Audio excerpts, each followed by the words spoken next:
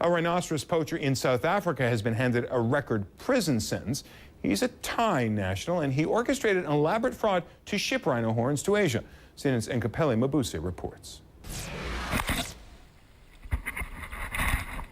Very few words are spoken.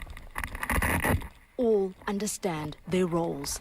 Trophy hunting in South Africa is legal, but this is no ordinary hunt. This is how loopholes in the law are being manipulated to supply a burgeoning trade in rhino horn. Demand is being driven up by countries in the East who use it as traditional medicine.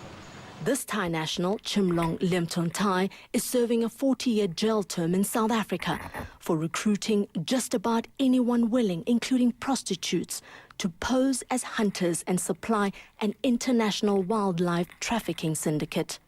Authorities say he did this with the help of local farmers and shooters.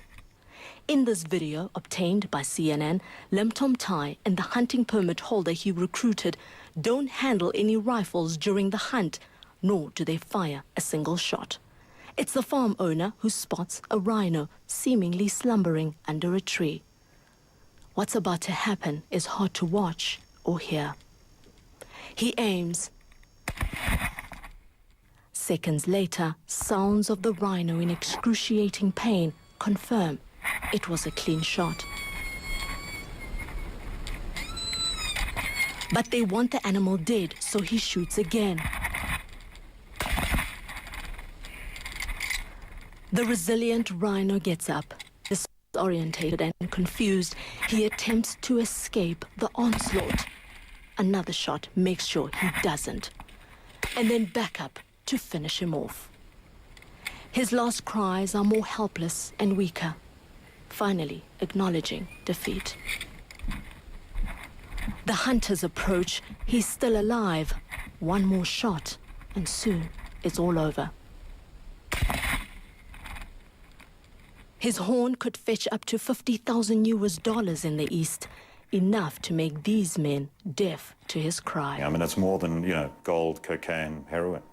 Investigative journalist Julian Rademeyer has probed the problem at home as well as the growing demand in the East.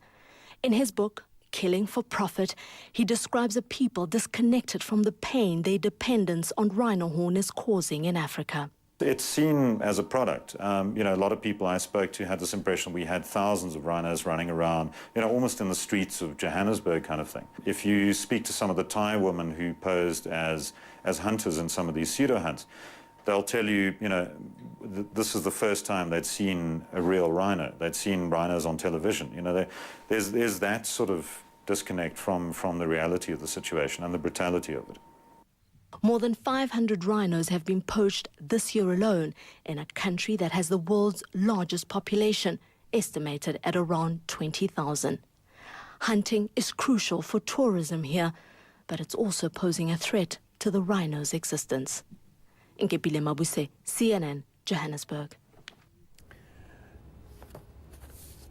Now, South African officials tell us that there have been more than 200 arrests in connection with rhino poaching so far this year. Poaching in the area, though, is up more than 3,000% since 2007. South Africa is the #1 target of poachers because it's home to more than 80% of the world's rhino population. It's also where rhinos were brought back from the brink of extinction in the 60s. It was the success story of Africa. But now the animals are threatened again today.